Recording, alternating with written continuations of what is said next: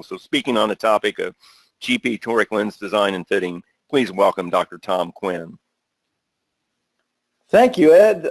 I'm thrilled to be here, and thank you all for tuning in. It's a topic, toric corneal lenses, that is close to my heart. When I was in my residency at Ohio State, I'll be up front with you, toric lenses they baffled me.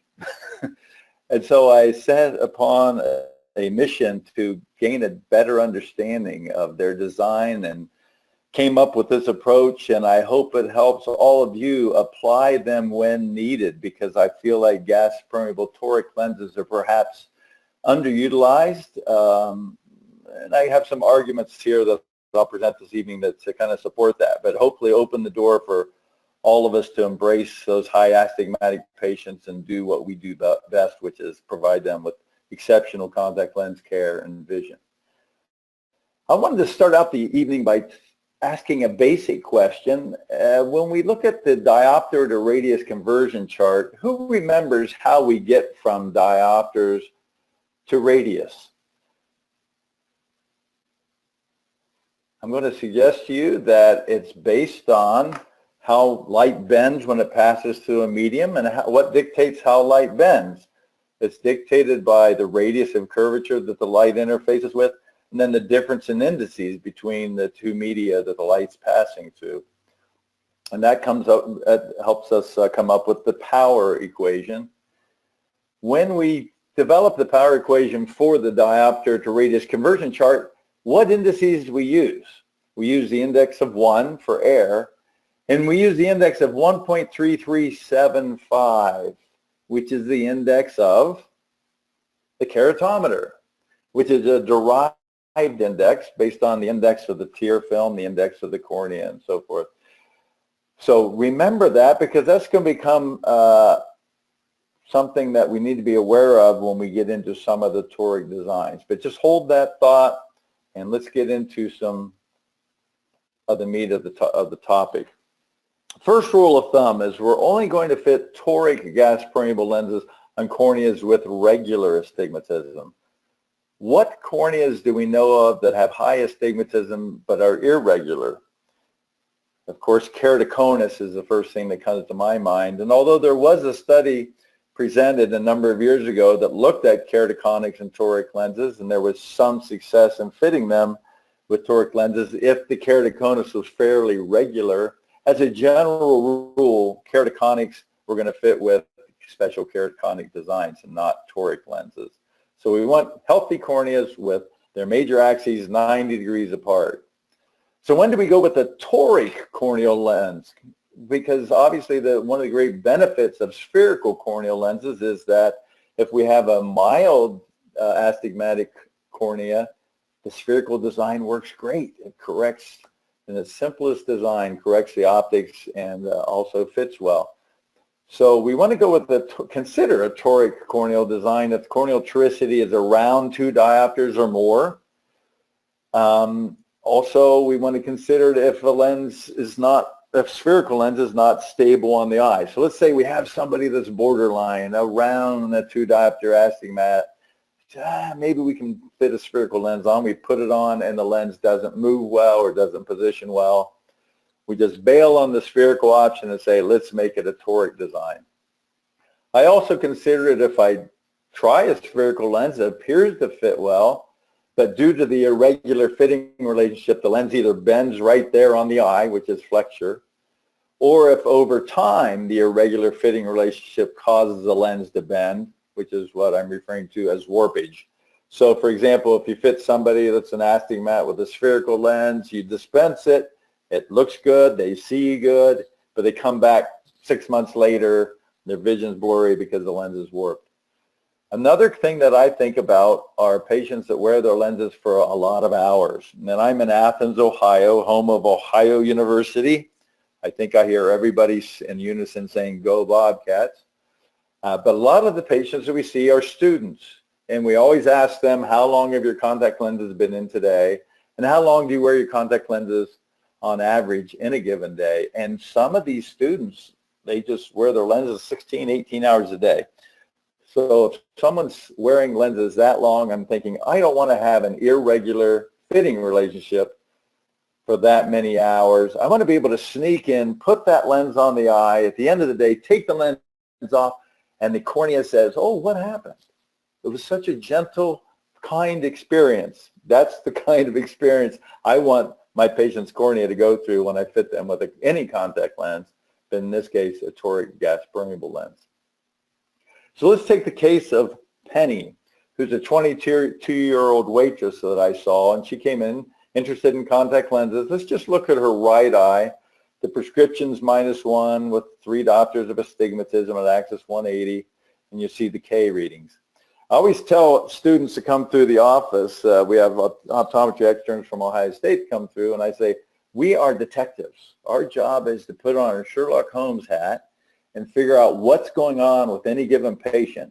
Then we become the matchmaker, and we match the tools that we have for the patient that was sitting in our chair. We come up with the best match possible.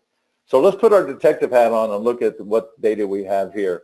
Probably the first thing that jumps out at you is that we have a 3 diopter astigmat. So right away we think, okay, some kind of astigmatic correction is appropriate.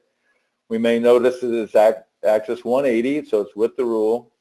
And you may also notice that it matches the K reading. So this is truly a corneal astigmatism. One other thing that I think is vital to notice here that sometimes gets overlooked is that the amount of astigmatic error is 3 times greater than the amount of spherical error. So in this patient's case, in Penny's case, it's really important that we nail the astigmatic correction. If we don't, she's not going to be happy with her vision. Let me introduce you a paper produced back in 2009 by a group up in Canada, Longis Machad and his cohort up there, that looked at soft lenses versus gas permeable, soft torics versus gas perm torics on high astigmats. The patients they looked at, there were 20 of them, and you can see here 2 of them had been in toric GPs. 10 had been in soft torics, remember that number, and 8 patients had never worn contact lenses. The patients had astigmatic error between 2.5 diopters and 5 diopters of cylinder. I think we all can agree that's significant.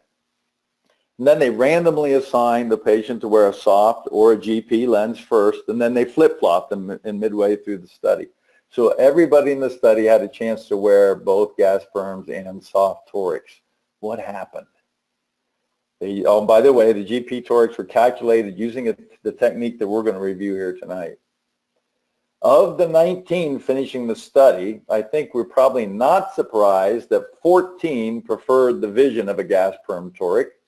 But I think the more interesting statistic is that 11 patients chose to continue wearing GP torics after the study. What happened to those other people that said, well, I like the vision? Those 3 patients that said, I prefer the vision, but I'm going to wear a soft toric anyway. Of the 8 patients that chose a soft toric, 6 were prior soft toric wearers. So the point I want to make here is that when we have that virgin eye sitting in front of us in the chair, and we're faced with the decision, do we recommend a gas perm toric or do we go with a soft toric, which is an option for Penny here too? That decision is really important, because if we start down a soft toric path, and that can be fraught with frustration because nailing the vision can be really difficult in that situation with a high cylinder. But if we start down that path, it's harder to get patients to switch over to the gas perm option. So I want to really encourage you, when you have that next high astigmat sitting in the chair, you know that the gas perm is going to provide the best vision. So let's just commit to that to start with, and the patient will adapt to it more readily than if you're trying to switch them from the soft option. So empirical fitting of toric GPs are effective. Before we get into how we do that, probably a question in your mind is, well, what about scleral lenses? Do we really have a place for toric corneal lenses when we have scleral lenses, where we could just bridge over that cornea and not have to deal with all that toricity? Well, there are obvious benefits to scleral lenses. I love scleral lenses. I fit tons of scleral lenses. They're comfortable. Patients love them. They see well. The high astigmat, you got to be careful and watch for flexion pressure. You may be able to compensate for that by adjusting the thickness of the lens or the material that's being used. But there's some drawbacks with astigmats and scleral lenses. Sclerals are more expensive. Sclerals are more complex. There are handling issues. I sometimes feel that the most challenging part of fitting scleral lenses is helping the patient get them in and out of their eyes. So with a corneal lens, we don't have any of those issues. It's small and easy to get in and out. So what we're going to embark on is an empirical method of designing toric GPs. And I got excited about developing this approach when I realized the only people back in the day when I started working on this that could fit highly astigmatic patients were people that had toric fitting sets. I thought there's not many people out there that have toric fitting sets, and perhaps many of you do not have a toric fitting set. Well, this approach is going to allow you to provide care for that high astigmatic patient and be their hero. We're going to build the design based on accurate baseline data, which means a detailed refraction and accurate corneal shape measurements. So that means a calibrated keratometer or good, reliable topographical images. That's going to form the foundation upon which we're going to build this contact lens house. Oftentimes, when you make the commitment to fit an astigmatic patient with a toric GP lens, the first question that comes to mind is, well, which design is it going to be? Is it going to be a bitoric, a back toric, a spherical cylinder, spherical power effect, cylinder power effect? I've got great news for you. We don't need to make this decision now. In fact, what we're going to do is design the lens, and then after we've designed it, we're going to talk about how to look back at it and figure out which one of these we have in our design. So where do we start? What's the first parameter we choose when we're designing a toric GP lens? There tends to be two camps out there, those that say we start with designing the base curves, and there's those that say we start with choosing the diameter. And I am in the camp of saying we need to choose the diameter first. And I'll justify that here in just a minute, but stay with me, buy into this for just a minute, and let me suggest to you that we choose lens diameter based on pupil size, horizontal visible iris diameter size, aperture size. All of those things are players, but the big shot caller for me is where that upper lid rests relative to the upper limbus. As you can see here in the image on the left, the upper lid's covering the upper limbus. When I have that scenario, I celebrate. I celebrate because I know I can tuck a lens up under that lid. So number one, the lid does not need to blink over the edge, which improves comfort, which is obviously something we're always concerned about with corneal GP fitting. By tucking the lens up under the lid, I use the lid to help stabilize the fit, which helps provide better vision. Also, when I tuck the lens up under the upper lid, any movement of the lid will promote movement of the lens. And we know we need to have movement of the lens to have tear exchange to prevent dryness or desiccation staining at 3 and 9 o'clock. So by doing a lid attachment fitting approach, comfort's improved, vision's improved, and physiology is improved. In order to fit a lid attachment approach, I'm going to choose a diameter that's larger. I'm going to choose a bigger lens that can go up there and fit up under the upper lid. On the right, we have a patient whose lid is above the upper limbus. In that case, I'm going to have to go with a smaller lens, a lens that the lid will have to blink over, a lens that will have to really rely on that corneal fit to get the lens to center well, a lens that will only move when the patient blinks significantly. And there's been a number of studies now of high-speed photography that show about 60% of the time we don't blink fully. So it is a little higher bar to reach when we have to fit intralimbally or intrapalpebrally. That is a smaller lens like we have on the right. Fortunately, most Caucasian eyes do have the upper lid covering the upper limbus, about 80% of the cases. So where that upper lid rests is going to be a big shot caller for me, with the other things factored in as well. Once I've determined what the diameter is, now I'm ready to choose the base curve. And I choose the base curve based on a few things, one of them being diameter. Let me first ask you, what is the ideal cornea to fit a gas permeable lens on? And let's take a second and back away from the toric, the highly toric cornea. And let's say we're going to have to fit somebody with a spherical corneal lens in order to get our license to practice the profession we love, okay? So a spherical GP lens, what's the ideal cornea to fit that lens on? And I would argue that the ideal cornea, besides being healthy, has a little bit of toricity.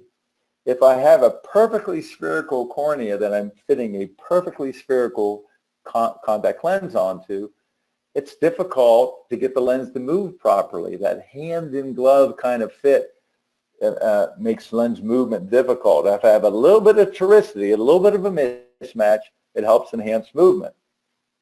I want the toricity to be with the rule. So I want the cornea to be steeper vertically, flatter horizontally.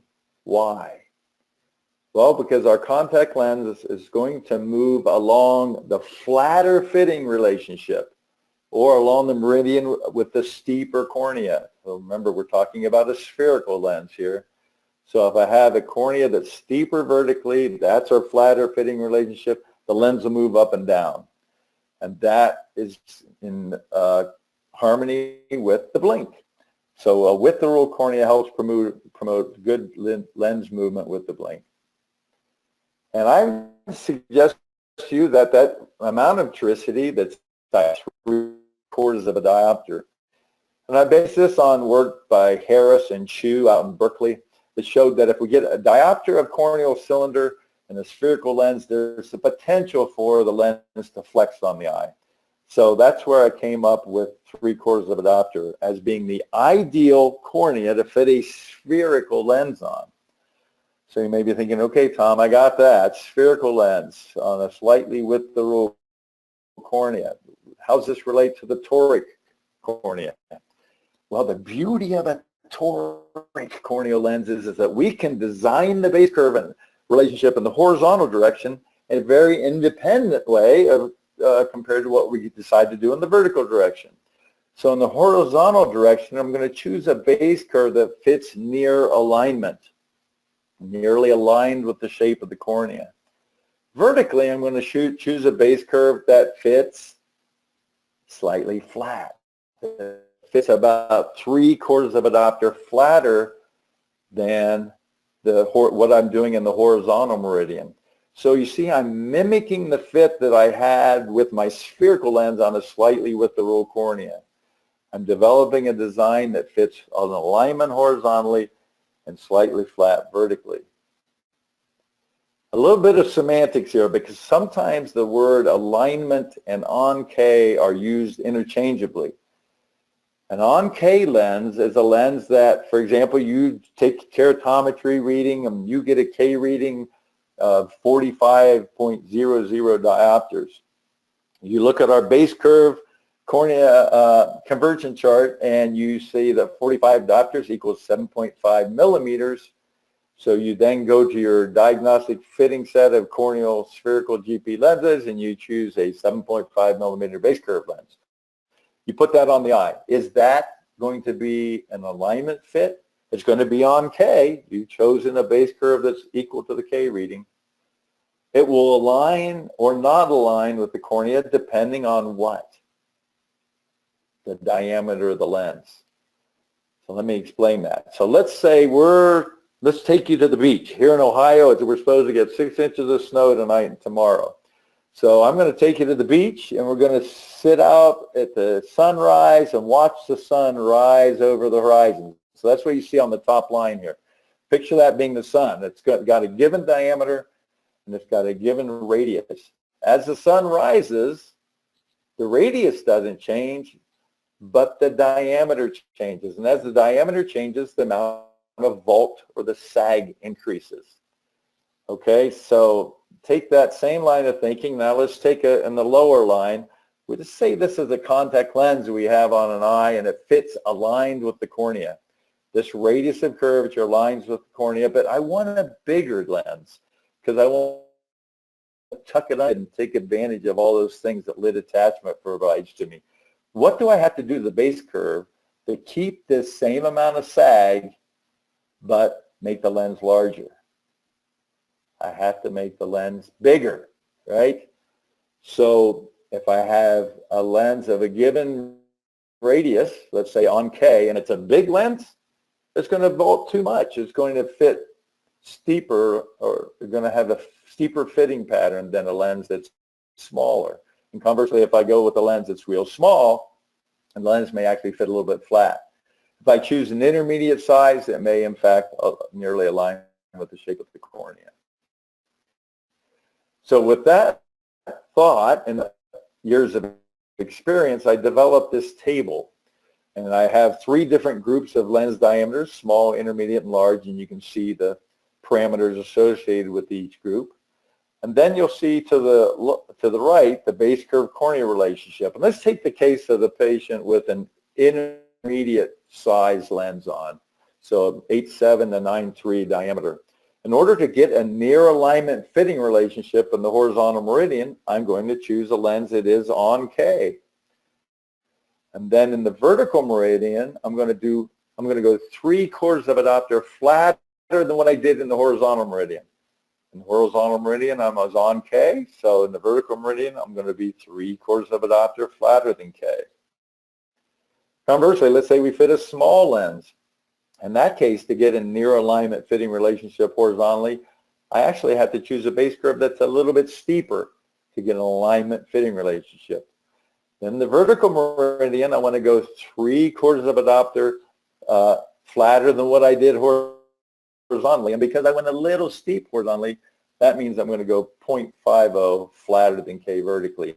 In each case, I'm maintaining that 3/4 of a diopter difference of fitting relationship between the horizontal and vertical meridians to help me with the lens dynamics so the lens will move well on the eye. So I'm doing it all to mimic that ideal cornea with a spherical lens. There is one exception, and fortunately this exception is few and far between, but when I have someone with oblique astigmatism, I can't do flatter in one meridian versus another because the lens will, it'll always move or decenter along the flatter fitting relationship. So in this case, this lens is on the right eye and it's decentering down the nasal along an oblique axis. When that happens, vision may suffer. We may get flare. Where the lens hits nasally there, that probably caused discomfort. And you may be able to see, let me see if I can bring a tool out here, this little bit of staining right here. So I have visual comfort and physiological compromise with a lens that doesn't center well. So in this case, I give up the ideal fitting relationship idea of flatter in one meridian, and I have to go with a design that's what we call a saddle fit approach, which fit near alignment in both meridians. So it may not move as well. So what precautionary measures might you take if you had to go this route? I would choose a material that has a higher oxygen level, so to help with the physiology of the lens, the cornea, on a lens that may not move in an ideal way. Again, fortunately, most corneas are with the rule or against the rule. And the example we have here with Penny, it's with the rule, but the process we're going to go through actually applies to against the rule as well. We're always going to choose to fit the horizontal meridian on alignment and the vertical meridian slightly flat, even if it's the flatter meridian of the cornea. So let's look at Penny and let's design this lens. So what's the first parameter we need to choose? Well, let me first of all tell you drop in the powers here that we're going to correct for. Now, any students of Dr. Bennett out there know that -4 in the vertical meridian probably should be vertex to -387 or something along those lines. But for clinical purposes, we are not going to do that tonight. So the first parameter we're going to choose is diameter. How do we choose diameter? We base it on the patient's pupil size, horizontal visible iris diameter size, and their aperture size. But also the big shot caller is the upper lid placement. And this is Penny's eye, and you can see the upper lid does cover the upper limbus. So I would tend to go with a bigger lens to tuck under the upper limbus, but what you can't see here is that Penny's this tiny little girl with this tiny little eye. So the diameter I chose was an intermediate size, a 9.2 millimeter diameter. Now, if we go with go to our chart where you say, okay, an intermediate diameter, 9.2 falls in the intermediate classification. So in the horizontal meridian, to get a near alignment fit, I'm going to choose a base curve that is on K. And the K reading in the horizontal meridian is 41. So I'm going to choose a base curve of 41 in the horizontal meridian, my contact lens. Vertically, the cornea is 44. Right here, I'm going to choose a base curve that's 3/4 of a diopter flatter than 44, which is going to be 43.25. Okay, so we've got our diameter, we've got our two base curves. All that's left is to pound out the power. And of course, what we have to factor in here is the tear lens. Horizontally, the cornea is 41. The contact lens is 41, so the tear lens power is 0, plano. Vertically, the cornea is 44, the contact lens is 43.25, 3/4 of a diopter flatter than the cornea, which induces a tear lens of minus 0.75. So let's plug and chug. In the horizontal meridian, we need -4 to correct Penny's horizontal meridian. We get no help from the tear lens, so we're going to put -1 in the contact lens. Vertically, we need -4. We are getting 3/4 of a diopter help from the tear lens, so we just need -3.25 in the vertical meridian. So we're done. When we order the lens, we're going to specify the base curve in diopters or millimeters, whatever your lab likes to work with. And we're going to choose, we're going to specify these powers. Now this is where the magic happens. What I'm going to invite you to do is look at the difference. Let me first say that when ordering the lenses, we're going to specify two base curves, two powers, and we're going to keep the information paired so that the information in the horizontal meridian stays grouped. So the curve in the horizontal meridian, if we give that first, and when we order the lens, we give the power on the horizontal meridian first, as we give the power of the lens to the left. So keep them grouped. Okay, now let's look at the difference between the two base curves. So we have 41 in the horizontal, 43.25 in the vertical, so the difference being 225. And now let's look at the difference in the powers between the two meridians, -1 and -3.25. It's again -2, it's at 2.25. Now you might think, well, Tom, you've created this conveniently. That's not going to happen very, very often. The fact of the matter is, for all patients that have astigmatism that is truly corneal, this will be the case. So the vast majority of patients, this will be the design that you create. The difference in base curves and the difference in lens powers will be the same. Now, we optometrists tend to be numbers people, so we kind of enjoy seeing these kind of things, but there's true strength in knowing this information, because if we have this situation where the difference in base curve and difference in lens powers are the same, we have a spherical power effect design. A spherical power effect design oftentimes confuses people, that phrase. So let me tell you, that's a lot we can talk about when we describe a spherical power effect design, but what it really means is that the lens can rotate on the eye without inducing oblique cylinder. That's worth knowing, isn't it? So anytime we're designing a Toric GP lens, and we see this relationship that tells us we have this SPE design, we can walk out of that room with confidence knowing the lens can spin and vision will not suffer. And isn't that what we always worry about with any Toric design, soft or a Toric GP? So knowing what design we have here is really, really great information. So here's the top picture is showing you the spherical lens on Penny's right eye, and then you see in the bottom picture the toric lens on the same eye. All right. Do you have any questions? Very good, Tom. Yeah, I think we do have a couple. A couple comments first. I always want to mention our advisory board members, and besides Tom Quinn, we've got Bob Grohe, Melanie Fergozo, and Bob Maynard on tonight.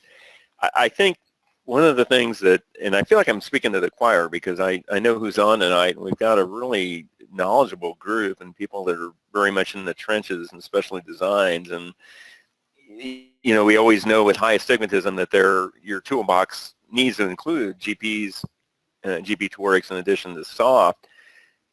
But I know anytime you look at Tom Quinn's lecture that you really understand how easy it is. You know, it's just not difficult. It's a simple process. Certainly there are resources out there to help you, and we have our webinars and a couple of calculators that can help you. And if you really do want Toric's 501 and you want to take it up to the next level, we've got that too. We've got a webinar by Clark Newman, and Clark has his Newman Toric guide on our website as well. So from A to Z, hopefully, we've got Toric resources for you. Got a couple of questions. Chris Lopez was asking, any concerns of the lens fitting too tight with the saddle fit? Do you face issues removing the GP with the saddle fit? That's a great question, and that is a concern. It's a saddle fit is only done when absolutely necessary, which again is in that oblique astigmatic case. The good news is often, most of the time, we don't have to deal with that. And when we fit the saddle fit approach, we're going to try to go for alignment. We don't want to be steep in any way. And I would say the greatest challenge is getting the lens to move well with the blink. It's not so tight that you have difficulty getting the lens off the ocular surface, has been my experience. Okay, very good. And our friend Bob Grohe wants to know, do you have any preference for toric versus spherical peripheral curves? Actually, thank you, Bob. That's a great segue into later in the talk. So we are going to get to that. All right, very good. Final question is just a general one. Matthew Smith was just wanting to know, in your experience, how profitable are GP lenses in your practice? Well, they're profitable in so many ways because there's so many people that don't fit GP lenses, but so many patients can benefit from them. So you develop a reputation of being able to fit them. And number one, you're going to have more people coming to your office. And number two, you can kind of call your own shots in terms of how much you're going to charge because there's not a lot of competition in this area. And I will share with you, when I first moved to Athens, I was trying to cultivate a relationship with the local ophthalmology practice. And of course, the first patient they send over to me is a 7 diopter astigmat. But I was able to fit them successfully, and it led to a very fruitful and mutually beneficial relationship with that ophthalmology practice for years and years and years. So there's so many ways you can win by fitting corneal GP lenses. All right, well said, Tom. It reminds me that for those of you who are on tonight and you obviously fit GPs, be sure, if you haven't done so, to sign up on our GP Fitter Locator, which is on one of our resources on the website, and that's what we use when when consumers get on and are interested in finding a GP fitter, or if we want to refer somebody to a specific area, then we refer to the people that are on the Fitter Locator. All right, Tom. Take her away? Yep.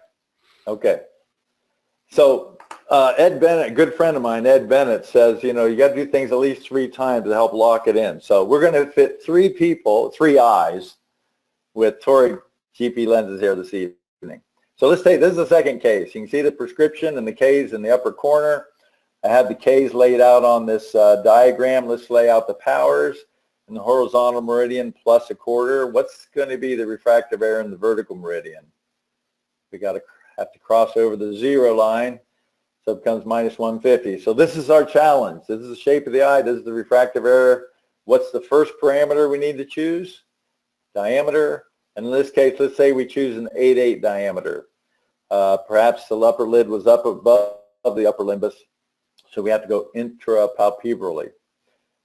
When we look at our lens diameter and base curve cornea relationship chart, you can see that 8/8 still falls within that intermediate diameter group. So we're again going to choose a base curve in the horizontal meridian that matches the K reading, and that should give us pretty close to our alignment fit relationship in the horizontal meridian. And again, we're going to choose a base curve in the vertical meridian that's 3/4 of a diopter flatter than the cornea. The cornea is 46, so we're going to go with 46/25. Now we're going to figure out the power based on the tear lens. The tear lens is just as we had with our first example. So when we plug and chug, the power in the horizontal meridian needs to be +1/4 because we have no tear lens help. And the vertical meridian, we need -150. We're getting fully half of that from the tear lens, so the other half we'll put in the contact lens. Again, we just designed our second gas permeable corneal toric lens. We look at our difference in base curve. In this case, it's again 2.25, but the difference in lens power is not the same as the difference in the base curve. And that tells us what? It tells us we do not have a spherical power effect lens. We have a cylinder power effect lens, which tells us we now have to worry about potential for lens rotation, because if it rotates, it will induce some visual impact. So what rotational precautions should we take? What should we do to the design to guard against rotation? My first suggestion to you is to ask, is there at least 2 diopters of toricity in the base curve? If there's not at least 2 diopters of toricity in the base curve, in my experience, the lens is too much like a spherical lens and it's likely to rotate on the eye. In this case, we have 43 in the horizontal meridian, 45/25 in the vertical. So yes, we have 2.25 diopters of astigmatic or toricity in the base curve. So we've met that benchmark. The second benchmark I ask is the base curve toricity at least 2/3 of the corneal toricity. And the idea here is, let's say I have a lens that meets the first criteria. There's 2 diopters of toricity in the base curve. But if I'm fitting it on that 7 diopter astigmat that ophthalmology colleague of mine sent me, that would be not toric enough to lock in on that cornea. That 2 diopters on a 7 diopter astigmatic cornea would not be toric enough. If I have at least 2/3 of the corneal toricity, and the corneal toricity is 3 diopters, then I feel confident it'll lock in. And I do have that because 2/3 of the corneal toricity is 2 diopters, and I have 2.25. So I proceed. If I do not have these criteria met, I change the base curve to meet them. So if I have 1.75 diopters of toricity in the base curve, I'll create 2 diopters of toricity. I'll adjust the base curve to achieve that. When I do that, what else do I have to do? In the meridian that I change the base curve, I have to make a compensation with the power, make a power adjustment. So in this case, I'm okay to order. And when I order it, I'm going to again specify 2 base curves. I'm going to specify 2 powers. I'm going to keep the information grouped together so that the same information in a given meridian is tied together. Let's take our third and final case. This is a patient who's a more advanced myope, so let me help you with the power, because the first thing we need to do here before we choose diameter is to vertex the power, the corneal power, vertex the spectacle power back to the corneal plane. So I'm doing that for you here. So this is our challenge. In the corneal plane, we need to correct 5.75 diopters in the horizontal and 10.25 diopters in the vertical. Now in this case, we're getting ready to choose the diameter. I'm going to choose a diameter of 9.6. And something along 9.6 is usually what I'm choosing when I have an upper lid covering the upper limbus. This is probably the most common diameter that I fit when I'm fitting a lid attachment fitting approach to a patient. So I'm choosing a 9.6 diameter. If we look at our table, we'll see that this moves us into the large diameter grouping. And so to get a near alignment fitting relationship horizontally, I'm going to choose a base curve that's a little bit flatter than the K reading in the horizontal meridian. So the K reading in the horizontal meridian is 40/50. So I'm going to choose 40/25. Vertically, I'm going to go 3/4 of the diopter flatter than what I did in the horizontal meridian. So 3/4 of a diopter plus the additional quarter flat that I did in horizontal meridian means I'm going to choose a base curve that's fully 1 diopter flatter than the cornea. So I still maintain that 3/4 of a diopter difference between the two meridians. Now I calculate the power. I have to factor in the tear lens in both meridians. So in the horizontal meridian, I need 575. I'm getting 1/4 from the tear lens. I'm going to design a lens with minus 550 in the horizontal meridian. Vertically, I need 1025. I'm getting a full diopter from the tear lens, so I only need 925, minus 925 in the vertical meridian. Again, we're done, but let's analyze our design. This is the base curve we're going to choose. This is the power we're going to design. The difference in lens power is 375. The difference in base curve is 250. So we're all thinking, okay, this is not a spherical power effect design lens. It's a cylinder power effect design lens. So we have to take our rotational precautions under consideration. But the point I want to make here is anytime you're working on a design and you see that the difference in lens power is much greater than the difference in base curve toricity, I want a little bell to go off in your brain or a little red flag to come up to suggest to you, hey, let me see if I can take the different base curve and multiply it by about 1.5. Does it give me my difference in lens powers? Because when that is the case, we have a back surface toric design. Or that is, the inside curve is toric, the front surface is spherical. So usually when we have a toric surface on the front, on the back, and on the front, that front curve is actually reducing the amount of toricity induced by the base curve. So when we have this situation where we want more toric power than toricity in the base curve, that's when the little bell should go off and say, oh, is this a back surface toric design? You can do a little mental calculation and say, if I take the difference in the base curve and multiply it by 1.5, does it get me close to the lens power? Now you'll see here in my equation down there at the bottom that since 2.50 diopter times 1.4 equals 350, which is within a half diopter of the desired power, notice I chose 1.4. Let me back up and say I choose 1 and plus or minus a half diopter, because how much residual cylinder do we tolerate with soft lenses? And I think most of us would agree that a 3 diopter astigmat with a half diopter residual cylinder, that's not significant. So if we're within a half diopter of our desired power, I feel comfortable with going ahead with the back surface toric design. Now where does the 1.4 come from?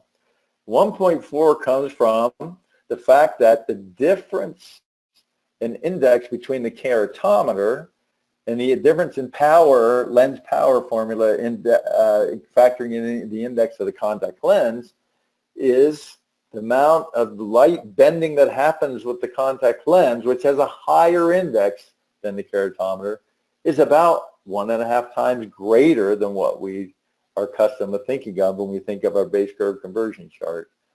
So in other words, just to say that again, the contact lens material has a higher index of refraction than what the index of the keratometer has. So the light is going to bend more, or we're going to induce more toricity in the power than we might expect. And it's going to be by about 1.4. And here's a chart showing you a lot of the different materials out there. You see the vast majority, if you look at the conversion factor, 1.4 is appropriate. Most of the newer materials are at the top of the chart, and there's more to add to those. But actually 1.3 is a more appropriate conversion factor for some of the newer materials. So you want to, think of the materials you commonly use, get yourself familiar with the index of refraction, and that way you can do this calculation.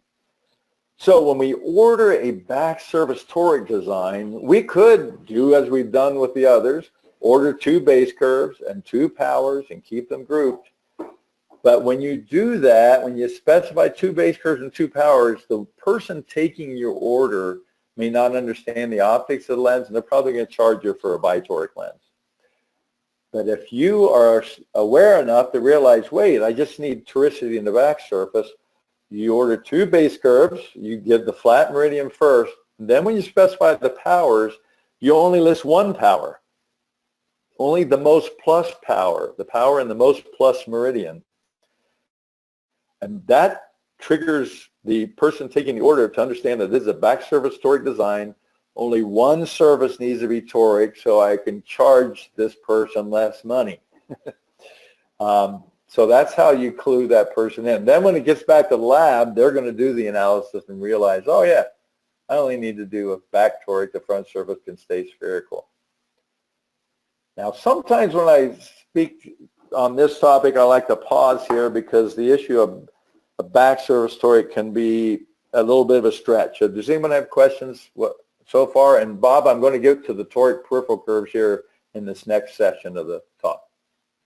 Yeah, we do a little workshop with the students every 8 weeks on torics, and it's always fun to talk about back toric versus bi-toric, and it's easy to have the deer in the headlights look. I remember my instructor was Dr. Irvin Borish, and I knew he understood it. I really didn't have a clue, but you make it so easy, and it is easy to understand the situation.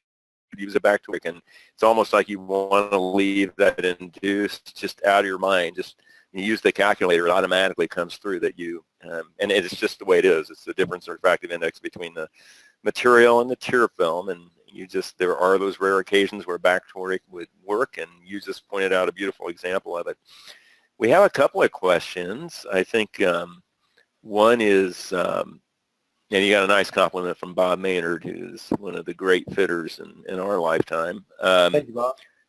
The Keyshore had talked about, and that example used a 9.6 diameter, which is a normal diameter by all means, but I know in some cases you like to, or your calculator will ask for a small diameter. You mentioned that in certain cases, and Keyshore is wondering, is there any greater difficulty of the lens popping out when you go to smaller diameters? Well, that's a great question, because one of the benefits I did not discuss regarding lid attachment is by having the lens tucked under the upper lid, there is an added level of security that the lens will stay in place.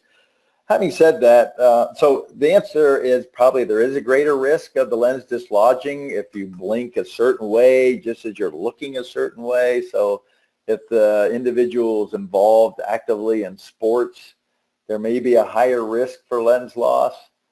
But I'm not sure how significant that is, if this is the best way to provide them with crisp, consistent vision. I think the risk of potential lens loss is far less concerning than you meeting the quest of providing them with ultimately their best vision.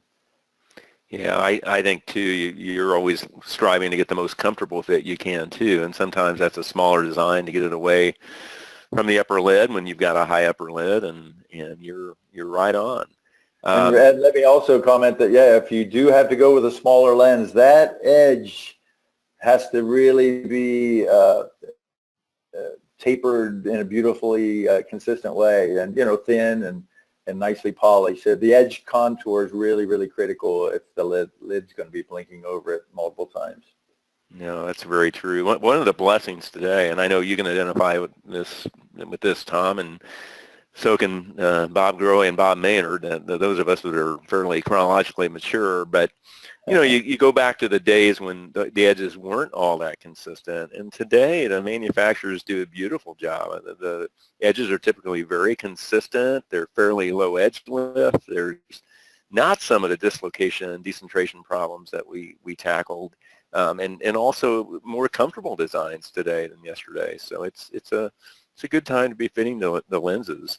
And you bring up a good point. So a lot of these designs are so wonderfully cut so that they're really thin. That helps with the comfort, but also helps minimize the potential for the lid to interact with it and pop it out.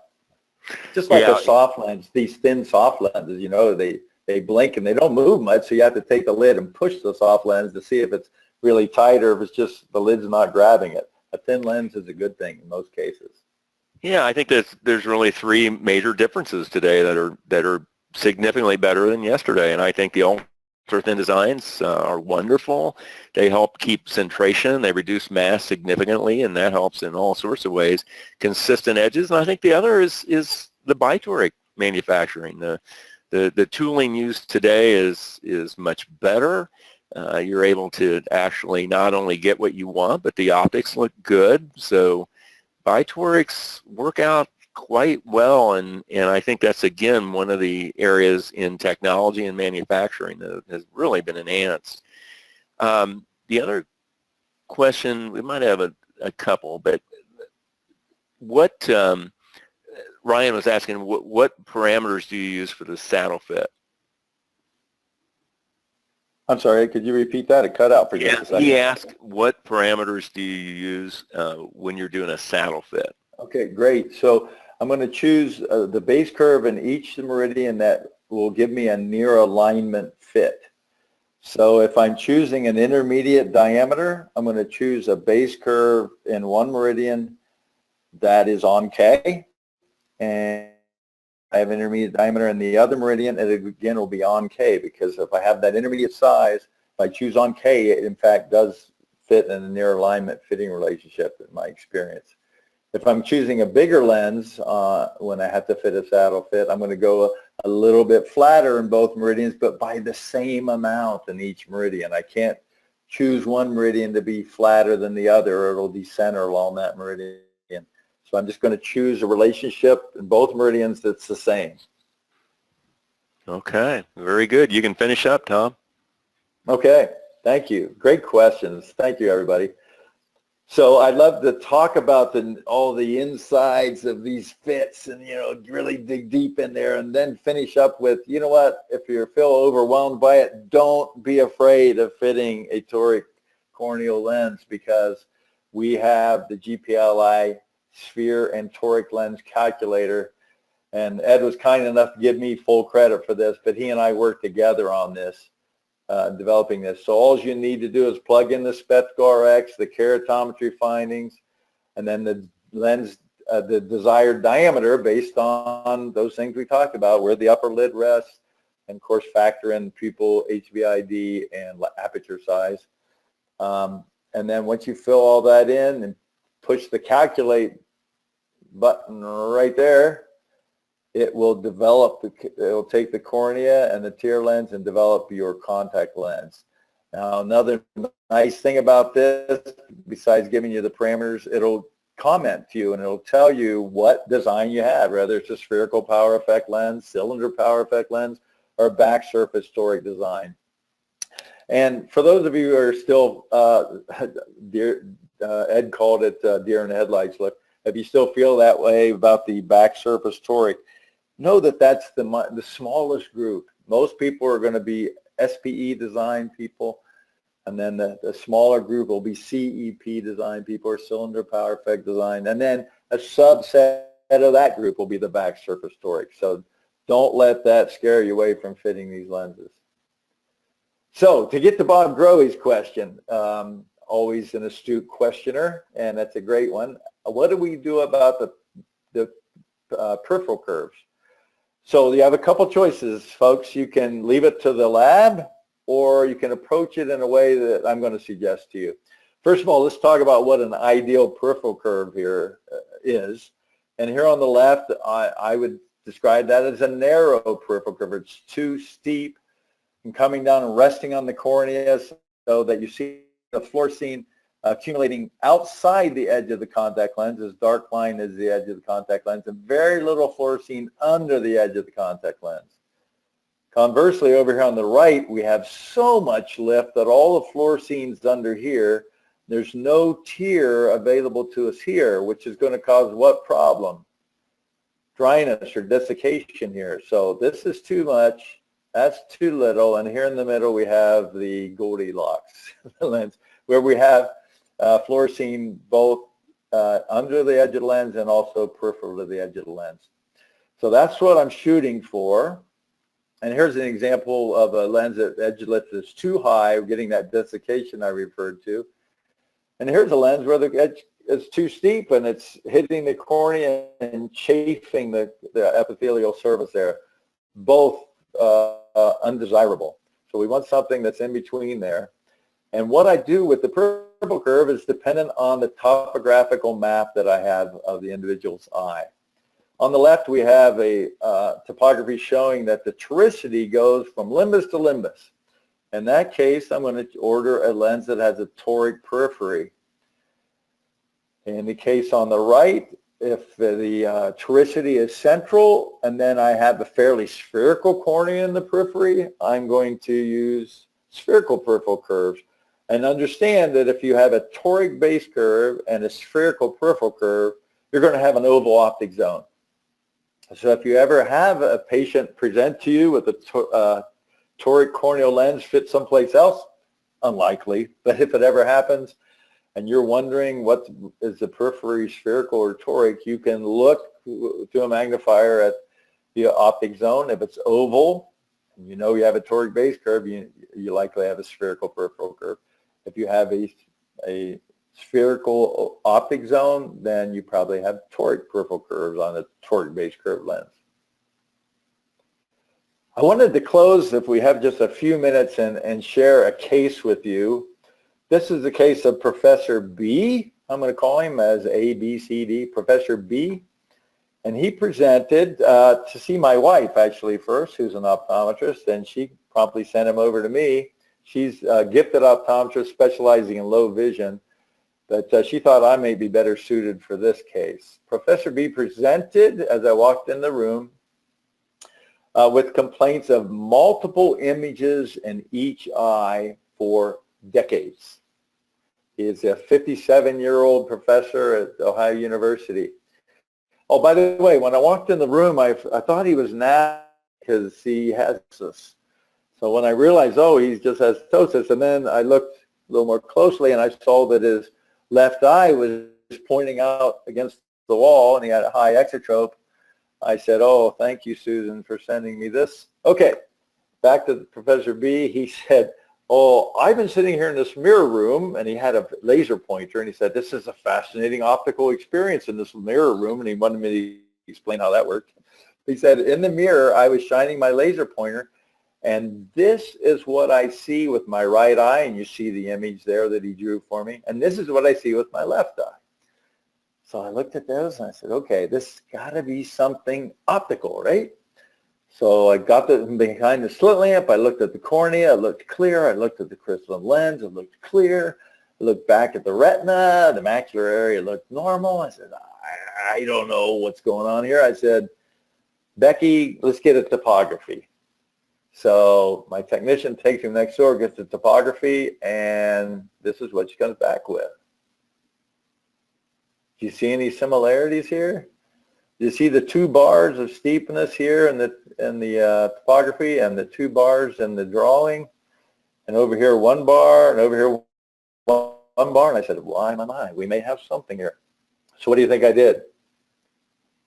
I had Becky put on some spherical GP lenses and then let them settle for a little bit. We always instill fluorescein before we put them in to help with the initial adaptation.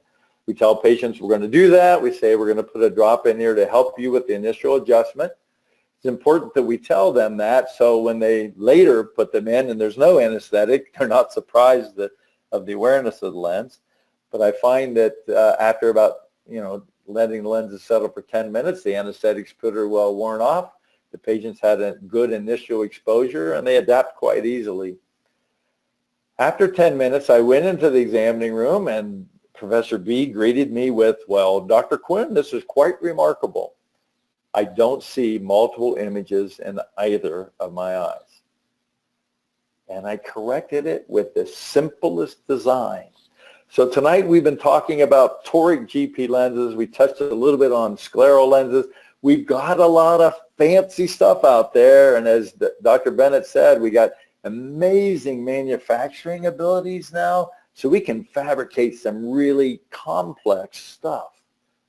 but sometimes the most simple design will do the trick, as in the case of Professor B. And the last part of the story, as Paul Harvey, those of you that have been around a while will know the radio commentator Paul Harvey. The rest of the story is that Professor B came back after wearing his spherical GP lenses a week later, and he said, well, I'm seeing great, but I noticed the solution has sodium chloride in it. And I've been monitoring my blood pressure every hour, and I think it's impacting that. So that gives you some sense of the case that I had in my chair. But we were able to successfully meet his needs, and I'm excited to share with you all the ideas that I've shared with you tonight, and I welcome any additional questions you may have. And I do want to give Dr. Bennett a chance to talk about what's up next. All right. Well, thank you, Tom. We just one final question, and I'll give a thought to it, and then you certainly can as well. And Chris is wanting to know when you would recommend a plus or a minus lenticular, and I always do a plus lenticular at -5 or above. Some people go lower than that, and then a minus lenticular on anything -150 or lower, all plus lenses. And then his second question is, how do you address 3 and 9 o'clock staining in your practice? And today we did a study that we reported on, and we looked at 100, my resident actually looked at 100 consecutive GP wearers in Dr. Carmen Castellano's practice, and found, I think it ended up being right at 30%, which is almost half of what it was 30 years ago. And almost all of it was grade 1, which means it was insignificant. And if I'm remembering right, something like 97% of the lenses were well-centered or tucked underneath the upper lid. In other words, they weren't falling. And that's a real key factor with 3 and 9. And today, of course, we have coatings that we can utilize as well. What are your thoughts, Tom? Great question. So let's talk about 3 and 9 first. You and Vanita did a great study many years ago. The 3 to 9 showed that 3 to 9 staining is perhaps the most common physiological change induced by corneal GP lenses. So we're not going to be able to eradicate it from the surface of the earth, but we can minimize it both by edge design and proper fit. And proper fit really involves proper, not just centration, but movement. And Ed, you alluded to that. If the lens drops, particularly if the lens drops and sits there, that's where we really get into trouble. So if you're having problems with 3 to 9 staining and you feel like you have a good peripheral curve, probably what you need to work on is getting that lens to move on the eye by adjusting the base curve, perhaps making it bigger to promote lid attachment if you weren't already achieving that. So I feel like movement is really key to avoiding 3 to 9 staining. On the comments about plus and minus carriers, Dr. Bennett, I agree with you on everything you said, but with the one caveat: if I've got a plus powered lens and it's going to be interpalpebrally, so in other words, I can't achieve lid attachment, so it's going to be a smaller lens fitting in the aperture, instead of making a plus power with a minus carrier, I'll make it a regular carrier. That is, the back and the front surface are parallel, so I don't have a minus, edge thicker than where it's joining further into the center of the lens. I don't really have a plus. It's a regular carrier, and that removes a lot of the mass of that plus power lens so that it's lighter. But I don't have a big, thick minus carrier that the lid has to blink over, and I find that it provides better comfort. Oh, good point, Tom. Very good. Well, we will bring tonight's program to an end. I want to thank all of you for taking time out of your busy schedule on a Tuesday night to attend, and I especially want to thank Dr. Tom Quinn for making the design and fitting of GP by Toric so very easy. Please come back and join us Tuesday night, April 17th, when you'll be in for a real treat, as our lecture will be on one of the hot topics in eye care today, amniotic membrane fitting and follow-up care, and our lecturer will be Dr. Stephanie Wu. We'll look forward to seeing you all here next month. Good night, everybody. Thank you, everyone.